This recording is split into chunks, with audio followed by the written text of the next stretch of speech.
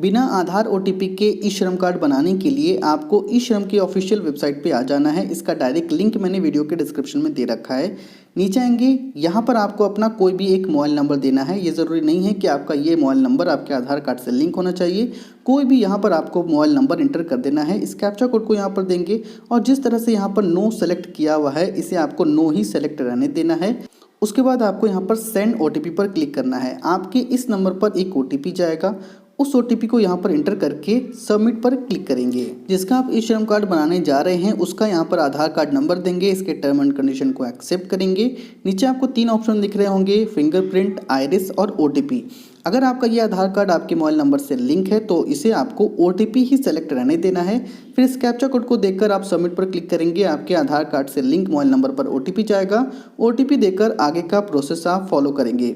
लेकिन अगर आपका ये आधार कार्ड आपके मोबाइल नंबर से लिंक नहीं है तो इसके लिए आपको पहले वाले ऑप्शन यानी कि फिंगरप्रिंट वाले ऑप्शन को सेलेक्ट करना है। ध्यान रखें कि पहले वाले ऑप्शन से ई श्रम कार्ड बनाने के लिए आपके पास कोई भी फिंगरप्रिंट डिवाइस होना चाहिए, चाहे वो मॉर्फो हो या मंत्रा हो। तो मेरे पास मंत्रा है तो मैं यहाँ पर मंत्रा का यूज़ कर रहा हूँ। तो यहाँ पर आधार कार्ड नंबर देने के बाद नीचे आपको कैप्चर बायोमेट्रिक पर क्लिक करना है। कैप्चर बायोमेट्रिक पर क्लिक करते ही आपको अपने कस्टमर का यानी कि जिसका आप ई श्रम कार्ड बनाने जा रहे हैं उसका कोई भी फिंगर अपने फिंगरप्रिंट डिवाइस पर इस तरह से रखेंगे। उसके बाद आपके सामने सक्सेसफुल का मैसेज आएगा, ओके पर क्लिक करेंगे। क्लिक करते ही यहाँ पर आपके सामने वैलिडेट का एक बटन आएगा, इस पर आपको क्लिक करना है। उसके बाद आपके सामने आपके आधार कार्ड की सभी डिटेल आ जाएगी, जैसे कि आपका नाम, आपका डेट ऑफ बर्थ, आपका जेंडर, आपका फ़ोटो और आपका एड्रेस आ जाएगा। नीचे आप स्क्रॉल करेंगे और यहाँ पर आपको continue to enter other details पर क्लिक करना है।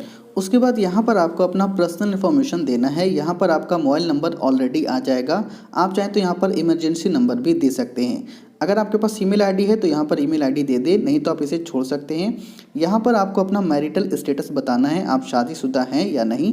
अगर आप शादीशुदा हैं तो यहाँ पर मैरिड आपको सेलेक्ट करना है, अगर आप शादीशुदा नहीं हैं तो यहाँ पर नेवर मैरिड सेलेक्ट करेंगे। फिर यहाँ पर आपको अपना फादर नेम इंटर करना है जैसा आपके आधार कार्ड के पीछे लिखा हुआ है। उसके बाद नीचे आएंगे, यहाँ पर आपको अपना कैटेगरी सेलेक्ट करना है। आप कौन सी कैटेगरी से बिलोंग करते हैं, आप SC ST हैं, OBC हैं या जनरल हैं, उसे आप यहाँ पर सेलेक्ट कर सकते हैं। इसे सेलेक्ट करने के बाद आपको यहाँ पर अपना ब्लड ग्रुप बताना है। अगर ब्लड ग्रुप आपको पता है तो आप बता सकते हैं, नहीं तो आप इसे छोड़ भी सकते हैं। ठीक है, ये बताना ज़रूरी नहीं है।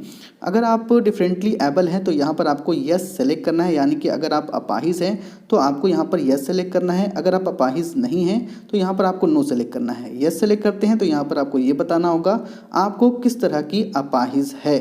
ठीक है, तो यहाँ पर आपको नो सेलेक्ट करना है। उसके बाद नीचे आएंगे, अब यहाँ पर आपको नॉमिनी का डिटेल देना है। जिसे भी आप नॉमिनी में रखना चाहते हैं उसका यहाँ पर पूरा नाम लिखेंगे जैसा उसके आधार कार्ड के पीछे लिखा हुआ है। फिर उसका यहाँ पर डेट ऑफ बर्थ देंगे, इस पर क्लिक करेंगे, आपके सामने कैलेंडर ओपन होगा, यहाँ से उसका डेट ऑफ बर्थ सेलेक्ट कर लेंगे। उसके बाद नीचे आना है आपको, यहाँ पर आप उसका जेंडर सेलेक्ट करेंगे। उसके बाद नीचे आपको ये बताना है कि आप इस नॉमिनी से किस तरह का रिलेशन रखते हैं। जो भी रिलेशन आप इस नॉमिनी से रखते हैं उसे आपको इस लिस्ट से सेलेक्ट कर लेना है। अगर वो हस्बैंड है तो हस्बैंड सेलेक्ट करेंगे, सन है तो यहाँ पर सन सेलेक्ट कर सकते हैं। उसके बाद आपको सेव एंड कंटिन्यू पर क्लिक करना है। अब यहाँ पर आपको अपने एड्रेस का कंप्लीट डिटेल देना है। सबसे पहले यहाँ पर आप अपने स्टेट के नेम को सेलेक्ट करेंगे, सभी स्टेट की लिस्ट आ जाएगी। इस लिस्ट से आपको अपने स्टेट के नेम को सेलेक्ट कर लेना है। नीचे आएंगे, यहाँ पर आपको अपने डिस्ट्रिक्ट को सेलेक्ट करना है, इस पर आप क्लिक करेंगे, आपके सभी डिस्ट्रिक्ट की लिस्ट आ जाएगी। यहाँ से आपको अपने डिस्ट्रिक्ट के नेम को सेलेक्ट कर लेना है। यहाँ पर स्टेट आईडी देना ऑप्शनल है, इसे आपको छोड़ देना है, यहाँ पर आपको कुछ नहीं देना है। अब नीचे आएंगे, यहाँ पर आपको अपना करेंट एड्रेस देना है।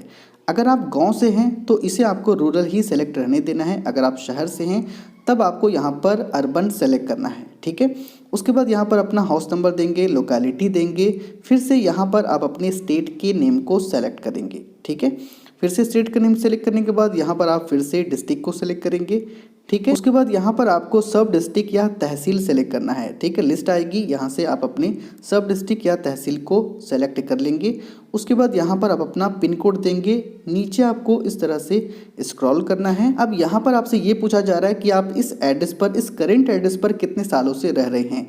जितने सालों से आप इस करेंट एड्रेस पर रह रहे हैं उसे आपको यहाँ पर सेलेक्ट करना है। फॉर एग्जांपल मैं यहाँ पर कोई भी एक सेलेक्ट कर लेता हूँ। उसके बाद आपसे ये पूछा जा रहा है कि क्या आपका करेंट एड्रेस और परमानेंट एड्रेस दोनों सेम है या नहीं। अगर सेम है तो इसे आपको इसी तरह से टिक आउट रहने देना है। अगर सेम नहीं है तो इसे आप इस तरह से अनचेक करेंगे। उसके बाद नीचे आपको यहाँ पर उसी तरह से अपना परमानेंट एड्रेस देना है, जैसे अभी आपने यहाँ पर करेंट एड्रेस दिया है। अगर आपका करेंट एड्रेस और परमानेंट एड्रेस दोनों सेम है तो इसे आपको इस तरह से चेक कर देना है। फिर आप यहाँ पर सबमिट एंड कंटिन्यू पर क्लिक कर देंगे।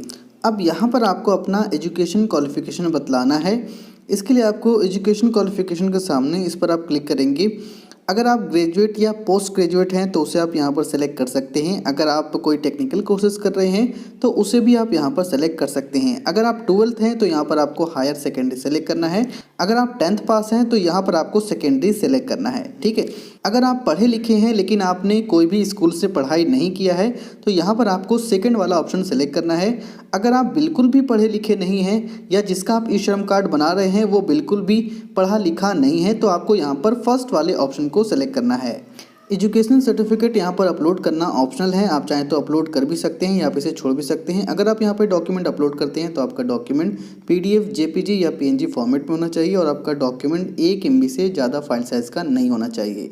अब यहाँ पर आपको ये बताना है कि आप महीने का कितना कमा लेते हैं। इस पर आप क्लिक करेंगे। जितना भी आप महीने का कमा लेते हैं उसे आपको यहाँ पर सेलेक्ट कर लेना है। यहाँ पर इनकम सर्टिफिकेट अपलोड करना ऑप्शनल है, आप चाहें तो अपलोड कर भी सकते हैं या आप इसे छोड़ भी सकते हैं। अगर आप अपलोड नहीं करना चाहते हैं तो अपलोड करने की ज़रूरत नहीं है। फिर आप यहाँ पर सेव एंड कंटिन्यू पर क्लिक करेंगे। अब यहाँ पर आपको ये बताना है कि आप कौन सा काम करना जानते हैं।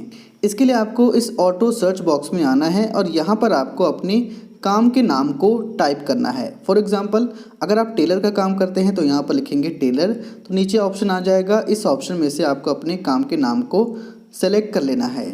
उसी तरह से अगर आप ड्राइवर का काम करते हैं तो यहाँ पर लिखना है आपको ड्राइवर, तो नीचे कई सारा ऑप्शन आ जाएगा, इसमें से आपको सेलेक्ट कर लेना है। अगर आप कारपेंटर हैं तो उसी तरह से यहाँ पे कारपेंटर लिखेंगे तो कारपेंटर का ऑप्शन आ जाएगा, यहाँ से आप उसे सेलेक्ट कर लेंगे।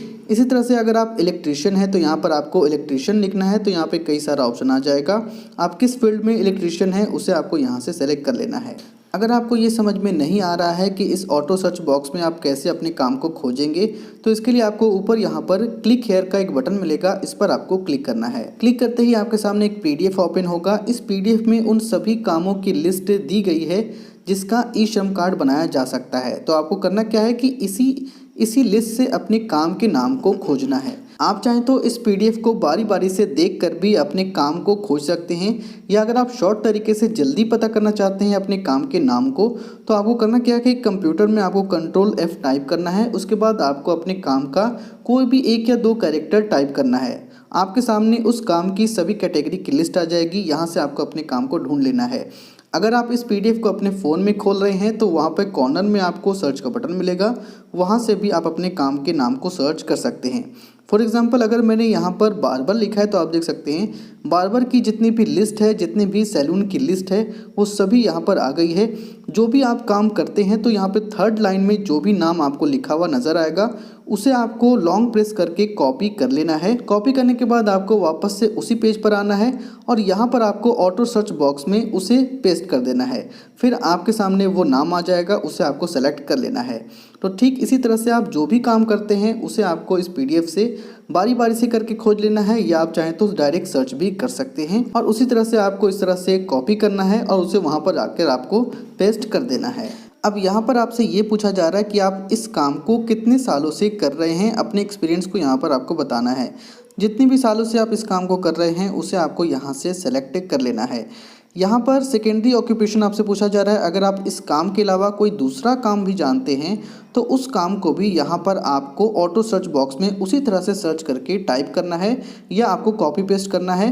फिर यहाँ पर ऑक्यूपेशन सर्टिफिकेट मांगा जा रहा है। अगर आपके पास है तो आप अपलोड कर सकते हैं, नहीं तो यहाँ पर ऑक्यूपेशन सर्टिफिकेट अपलोड करने की ज़रूरत नहीं है। अगर आप अपलोड करते हैं तो यहाँ पर आपको PNG, JPG या PDF फॉर्मेट में अपलोड करना है। अब आपसे यहाँ पर ये पूछा जा रहा है कि आपने इस काम को कैसे सीखा है। अगर आपने इस काम को किसी भी टेक्निकल या वोकेशनल कोर्स करके सीखा है तो आपको फर्स्ट वाले ऑप्शन को सिलेक्ट करना है। अगर आपने कोई भी टेक्निकल या वोकेशनल कोर्स नहीं लिया है तो आपको सेकंड वाले ऑप्शन को सिलेक्ट करना है। अगर आप सेकंड वाले ऑप्शन को सिलेक्ट करते हैं तो यहाँ पर आपको ये बताना है कि आखिर आपने इस काम को कहाँ से सीखा है। अगर आपने इसे अपने फादर से सीखा है तो आपको फर्स्ट वाले ऑप्शन को सिलेक्ट करना है। अगर आपने इसे सेल्फ लर्निंग से सीखा है, खुद ही सीखा है, तो यहाँ पर आपको सेल्फ लर्निंग सेलेक्ट करना है। ठीक है। अब यहाँ पर आपसे ये पूछा जा रहा है कि क्या आप अपनी स्किल को अपग्रेड करना चाहेंगे। अगर सरकार आपको कोई टेक्निकल या वोकेशनल कोर्सेज देती है तो क्या आप उसे लेना चाहेंगे या नहीं। तो यहाँ पर आप उसे सेलेक्ट कर सकते हैं। वैसे मैं आपको बता दूं कि ये सारे ऑप्शन जो मैंने आपको बताए हैं ये ऑप्शनल है, आप चाहें तो इसे सेलेक्ट कर भी सकते हैं या आप इसे छोड़ भी सकते हैं। ठीक है, ये सारी चीज़ें देने के बाद आपको यहाँ पर सेव एंड कंटिन्यू पर क्लिक करना है। अब यहाँ पर आपको अपने बैंक अकाउंट की डिटेल देनी है। अगर आपका ये आधार कार्ड आपके कोई भी बैंक अकाउंट से लिंक होगा तो यहाँ पे bank seeding with Aadhaar card के सामने यस का मैसेज आएगा। अगर यहाँ पर यस का मैसेज आता है तो यहाँ पर आपको बैंक अकाउंट की डिटेल देने की ज़रूरत नहीं है। लेकिन अगर यहाँ पर बैंक सीडिंग विथ आधार के सामने नो का मैसेज आता है तो इसका मतलब है कि आपका आधार कार्ड आपके बैंक अकाउंट से लिंक नहीं है। यहाँ पर आपको बैंक अकाउंट की डिटेल देनी होगी। तो जिसका मैं ई श्रम कार्ड बनाने जा रहा हूँ उसका आधार कार्ड बैंक अकाउंट से लिंक नहीं है, इसीलिए यहाँ पर बैंक सीडिंग विथ आधार में नो का मैसेज आ रहा है। तो अगर आपके सामने भी नो का मैसेज आता है तो यहाँ पर आप अपने बैंक अकाउंट के नंबर को एंटर करेंगे। उसी बैंक अकाउंट नंबर को नीचे आप दोबारा से देकर कंफर्म करेंगे। नीचे आएंगे, यहाँ पर अकाउंट होल्डर का नाम देंगे, जिसके नाम से ये खाता है उसका पूरा नाम लिखेंगे। फिर यहाँ पर आपको उसका IFSC कोड देना है। IFSC कोड उसके पासबुक में लिखा होगा। फिर आप यहाँ पर सर्च पर क्लिक करेंगे। सर्च पर क्लिक करते ही उसका बैंक नेम और ब्रांच नेम आ जाएगा। ये सारी डिटेल चेक करने के बाद सेव एंड कंटिन्यू पर आपको क्लिक करना है। उसके बाद आपके सामने प्रीव्यू और सेल्फ डिक्लेरेशन का पेज आएगा। यहाँ पर आपको अपने सभी डिटेल को एक बार देखकर ध्यान से चेक कर लेना है। अगर आपको ऐसा लगता है कि यहाँ पर आपने बिल्कुल सही डिटेल दिया है तो आपको इसके टर्म एंड कंडीशन को यहाँ से एक्सेप्ट करना है। फिर आप सबमिट पर क्लिक करेंगे। अगर आपको ऐसा लगता है कि यहाँ पर आपने कोई भी गलत डिटेल दे दिया है तो यहाँ पर आप एडिट पर क्लिक करके दोबारा से अपनी डिटेल को यहाँ पर एंटर कर सकते हैं। आपका ई श्रम कार्ड बन चुका है। यहाँ पर आपका यूनिवर्सल अकाउंट नंबर यानी कि UAN नंबर भी आ जाएगा। यहाँ पर आपका आधार कार्ड वाला फोटो ही आपके ई श्रम कार्ड में आ जाता है। यहाँ पर आपका सारा डिटेल है। यहाँ पर QR कोड भी मिल जाएगा। ऊपर आप स्क्रॉल करेंगे, यहाँ पर आपको डाउनलोड UAN कार्ड का ऑप्शन मिलेगा। इस पर आप क्लिक करेंगे, आपका ये ई श्रम कार्ड PDF के फॉर्मेट में डाउनलोड हो जाएगा। PDF डाउनलोड करने के बाद इसे ओपन करके आप चाहें तो इस बटन पर क्लिक करके अपने फ़ोन या कंप्यूटर में सेव कर सकते हैं, या अगर आपके पास प्रिंटर है तो इस पर क्लिक करके इसे डायरेक्ट प्रिंट आउट करके बाहर भी निकाल सकते हैं।